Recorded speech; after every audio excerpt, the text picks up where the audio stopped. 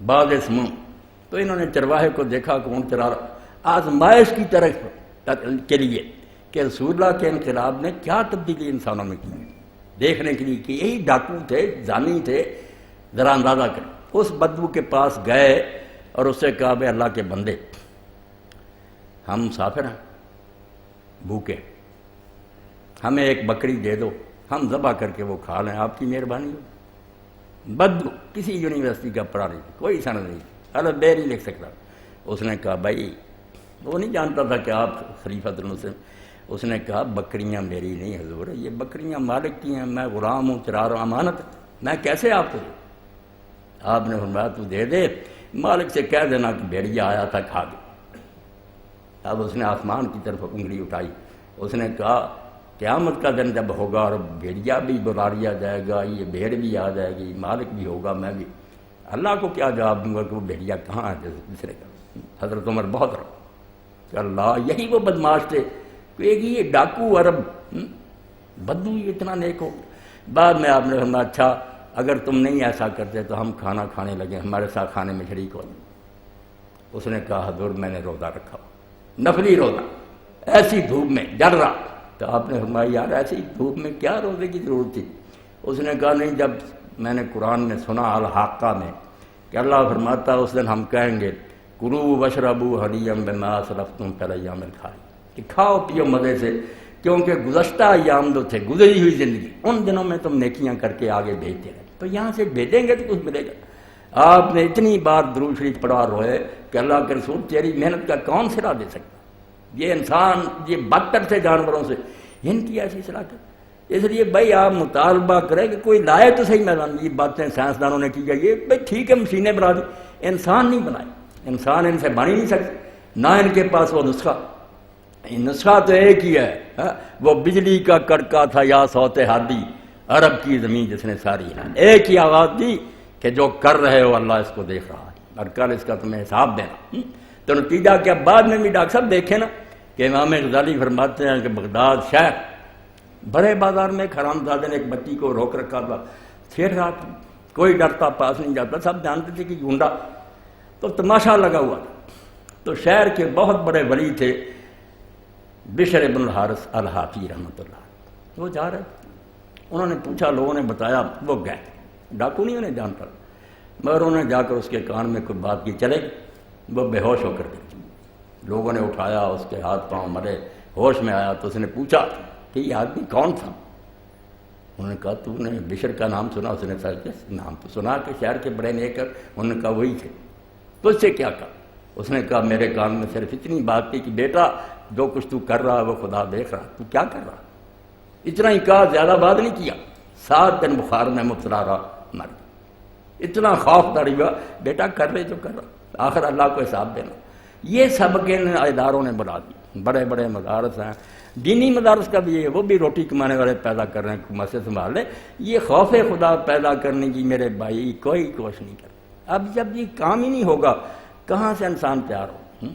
کہاں سے اچھے افسر آئیں گے؟ کہاں سے اچھی ریت آئے گی؟ نہیں آ سکتی۔ باتیں بہت ہیں، کانفرنسیں ہو رہی ہیں، سیمینار ہو رہے ہیں، نتیجہ صفر سے بدتر ہے، کیونکہ یہ کام کرنے کا تو یہ ہے انبیاء علیہ السلام نے، ورنہ آپ کے معیار سے اگر جانتے کسی پیغمبر نے کوئی ایک چھری تک نہیں بنائی، پھر کہیں گے ان کہ کوئی ایجاد نہیں کی، مگر انہوں نے جو ایجاد کیا وہ ساری دنیا مل کر ہی نے ایجاد کیا۔ صرف ایک واقعہ ذرا آپ ملاحظہ فرمائیں کہ لکھنؤ میں ایک بڑا پڑھا لکھا ہوا، سارے لوگ اس کو جانتے ہیں، نیاز فتح پور، بہت قابل تھا، دنیا جہان کے اشعار عربی فارسی سارے اردو کے، مگر گمراہ ہو گئے، مذہب کے بارے میں اعتراض اور شد۔ تو ایک مجلس میں اکٹھے ہو گئے، نیاز فتح پوری صاحب بھی تھے اور مولانا محمد منظور نعمانی رحمۃ اللہ علیہ بھی تھے۔ مولانا نے سمجھانے کے لیے کہ یہ معجزے کو نہیں مانتا، انکار کرتا، سب سے زیادہ زور یہی ہوتا کہ نہیں جی یہ معجزہ نہیں ہو سکتا، کیسے مردہ زندہ ہو رہا، جیسے پہلے ڈاکٹر صاحب نے کہا۔ بات کہاں سے نعمانی صاحب نے شروع کی، آپ نے کہا، نیاز صاحب آپ دیکھتے ہیں کہ لکھنؤ میں کتنا فساد بڑھتا ہے، لوگ بگڑ گئے ہیں، دکاندار ملاوٹیں کر رہے ہیں، لوگ جھوٹ، خرابی واقعی تھی، اس سے زیادہ کون جانتا تھا؟ اس نے کہا، مولانا واقعی دنیا بہت بگڑی، خراب معاشرہ۔ انہوں نے کہا، آؤ پھر مل کر اس کو ٹھیک کرنے کی کوشش کریں۔ کہنے لگا، توبہ توبہ توبہ، یہ لوگ ٹھیک ہو سکے؟ مولانا نے لانا تھا نا اپنی بات، کہا نہیں آپ اتنے بڑے اسکالر ہیں، میں بھی آخر تھوڑا بہت پڑھا ہو اور بہت سے پڑھے لکھوں کو ملا لیتے ہیں، کوشش کرتے کم از کم لکھنؤ کو تو ٹھیک کر رہے ہیں۔ کہنے لگا نہیں یہ نہیں ہو سکتی۔ اب مولانا نے پوچھا کہ نیاز صاحب یہ تاریخی حقیقت ہے نا، اس کا تو انکار نہیں کر سکتے کہ عرب اس سے زیادہ بگڑا ہوا تھا۔ انہوں نے کہا کہ پھر ٹھیک ہو گیا تھا نا، یہ بھی ٹھیک ہے نا۔ کہنے لگا واقعی اس کو ہم نہیں جتا سکتے، ورنہ ہسٹری ساری کا انکار کرنا۔ اس نے کہا کس نے ٹھیک کیا تھا؟ آپ جیسا پڑھا لکھا تھا، کوئی میری طرح کا لامہ تھا؟ کہنے لگا یار نبی یہ امید ہے، ایک لفظ بھی نہیں پڑھنا جانتا۔ کہنے لگے پھر معجزہ کس کو کہتے ہیں؟ کہ ایک آدمی نے ایک کام ایسا کر دکھایا جو آپ کہتے ہیں ساری دنیا مل کر بھی نہیں کر، اسی کو تو معجزہ کہتے ہیں۔ آپ صرف مردہ زندہ ہونے کو معجزہ کہتے ہیں، انہونا کام وہ کام کیا آپ نے تاریخ میں جو واقعی اللہ کی قسم یادگار۔ نہ اس وقت ایسا دور آیا، نہ اب بھی امید حضور نے دلائی، نا امیدی نہیں۔ فرمایا میری نسل میں سے، میری بیٹی فاطمہ کی اولاد میں سے ایک شخص اگر ایک دن بھی قیامت میں آنے میں باقی ہوگا، اللہ اس دن کو لمبا کر دے، زور دینے کے لیے اللہ دن لمبا کر دے گا، مگر وہ آئے گا جس کا نام میرا نام ہوگا محمد، اور وہ فاطمہ کی اولاد میں سے ہوگا، اور زمین ظلم سے بری ہوگی، وہ مشرق و مغرب میں بالکل ورلڈ اسٹیٹ بنائے گا، اسلام کی عدل و انصاف کی حکومت ہو جائے گی۔ اسی کو ہمیں آل معمر مہدی کہتے ہیں۔ ایک ہدایت یافتہ لیڈر ملے گا جس کے زیر سایہ یہ امت پھر دنیا میں یہ جھنڈا سربلند کرے گی۔ نا امیدی کوئی نہیں، اور رسول کریم علیہ السلام نے فرمایا نہ بالوں کا بنا ہوا خیمہ نہ مٹی کا بنا ہوا مکان کوئی نہیں رہ جائے گا جس میں اسلام نہیں داخل ہوگا، یا ذلیل ہو کر لوگ اس کو مانیں گے یا عزت سے قبول کریں گے۔ حکومت اسلام کی ہوگی اس وقت، یہ سارے بادل چھٹ جائیں گے، یہ کر لیں جو ظلم کر رہے ہیں، یہ سارے قدموں میں جھکیں گے اللہ کے رسول کے نام سے۔ ان میں ایک حاشر ہے، حضور نے فرمایا میں حاشر ہوں، میرے قدموں پر دنیا اکٹھی کر دی جائے گی، آخر ساری انسانیت کو میرے پاؤں میں پڑنا پڑے گا اور میرا ہی جھنڈا دنیا میں سربلند ہوگا انشاءاللہ۔ فکر کی کوئی بات۔ تو رسول اللہ نے جو کام کیا وہ انسان سازی کا، آدم تیار کرنے کا کام ہوا۔ جہاں یہ نہیں نہ ہوتا وہ ادارے بھی گرا دینے کے قابل ہیں، وہ مسجدیں اجاڑ دینے کے قابل ہیں۔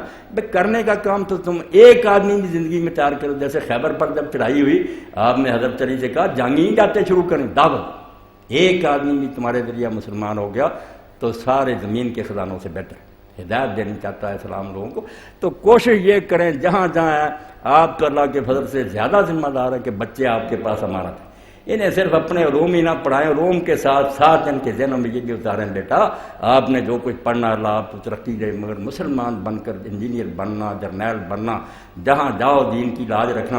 یہ کام اگر استاد نہیں کرتا تو وہ کچھ نہیں کرتا۔ سبق پڑھانا اور کتابیں رٹانا کوئی کام نہیں، انسان کی تربیت ہونی۔ پھر تو وہ مقام ہے جو شوقی نے کہا میں تعلیمی اداروں میں کہتا ہوں بچے اب بگڑ گئے، استادوں کا احترام ہی نہیں، مذاق اڑاتے ہیں۔ بے ہونا تو یہ چاہیے، وہ کہتا ہے ملک الشعراء مصر کا قم للمعلم بدل التبدیل، استاد آئے ادب سے کھڑا ہو اور اس کا ادب کر، تجھے پتا قاد المعلم یکون رسولا، دین پڑھ لے، صرف نبوت کی شان کا فرق ہے، ورنہ حضور نے فرمایا اگلے سٹیج پر میرے ساتھ استاد ہے، اوپر نبی ہے نیچے استاد۔ استاد بڑی شے ہے اگر وہ استاد بنے اور بچے بھی اس اپنے دل میں اس کا وہ احترام کریں اور وہ ان کو انسان بھی بنائے، اپنا علم بھی سکھائے، اور اس کے لیے الگ لیکچر دینے کی ضرورت نہیں، وہ اپنے مضمون میں سے راستہ نکال سکے۔ آپ دیکھیں نا یوسف علیہ السلام سے پوچھا تو خواب تھا، اس کی تعبیر اس میں سے ہی توحید کی طرف لے گئے بات کہ یہ علم میرے رب نے مجھے سکھایا، وہ ایسا اٹیچ کیا اللہ کی طرف لے گئے۔ اس لیے آپ اگر بچوں کو پڑھائیں، لیبارٹری میں لے جائیں تو یہ توجہ دلاتے رہیں کہ یہ قوانین جو ہیں لاز جن کی یہ چیزیں پابند ہیں، ہر شہر میں آپ کاز دیکھ رہے ہیں کہ یہ بے فائدہ نہیں بنی، کوئی غرض ہے، اس سے ہی اللہ کی طرف لے جائیں کہ یہ خود بخود بن سکتی تھی۔ ہر چیز کے پیچھے مقصد ہے، ہماری زندگی سے اس کا تعلق ہے، پتہ نہیں چلتا کہ یہ سوچی سمجھی اسکیم ہے کہ بندوں کی ضرورتوں کو پورا کرنا۔ اس لیے ہر انسان اللہ والکون، ایک مصری عالم نے لکھی کہ جتنا سائنس کا پروفیسر لوگوں کو اللہ منوا سکتا کوئی نہیں منوا سکتا، اس کا خود ذہن اللہ کی طرف۔ وہ ایک بات میں بیٹوں کو نشان دی کہ اپنے آپ ہو رہی ہے قانون کی پابند ہے، لاز ہیں کہ نہیں اس کے لیے، خلاف ورزی ذرا نہیں کرتے، اور بے مقصد ہے۔ مقصد کس سے پیدا ہوتا ہے؟ برین سے۔ اگر پیچھے اللہ نہ ہوتا فضول ہوتی ہر چیز کا مقصد خود بتا رہا ہے کہ یہ سوچ سمجھ کر دین۔ پھر وہ مقصد بھی ہماری زندگی سے متعلق، کوئی ہمارے علاج کے لیے کوئی گزار، پتہ چلتا کہ جس نے ہمیں پیدا کیا اس کو ہی فکر تھی کہ یہ چیزیں جس کو مہیا کر، ربوبیت کا پتہ چلتا ہے کہ وہ اہتمام کر رہا۔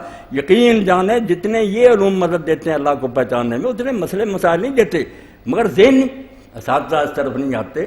تو اس لیے جو ڈاکٹر غلام دینانی برگ سے پہلے تو وہ کچھ غلط راستے پر ٹھیک ہو گیا، بعد میں ان کی ایک کتاب آپ یونیورسٹی میں وہ تقسیم کریں، 2 قرآن، چھوٹی، مگر چیپٹر بنے ہوئے پہاڑوں کا، نباتات کا۔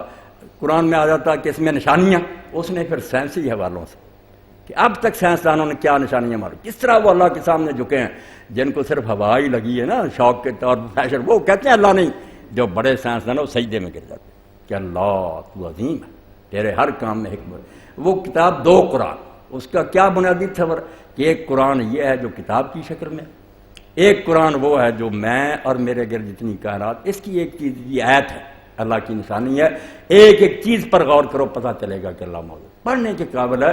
سائنس کے حوالوں سے اللہ پر ایمان بڑھتا ہے، اور بات بھی اتنی اللہ کی سمجھ آ جائے، اس کا رسول بھی پتہ چل جاتا قیامت۔ جی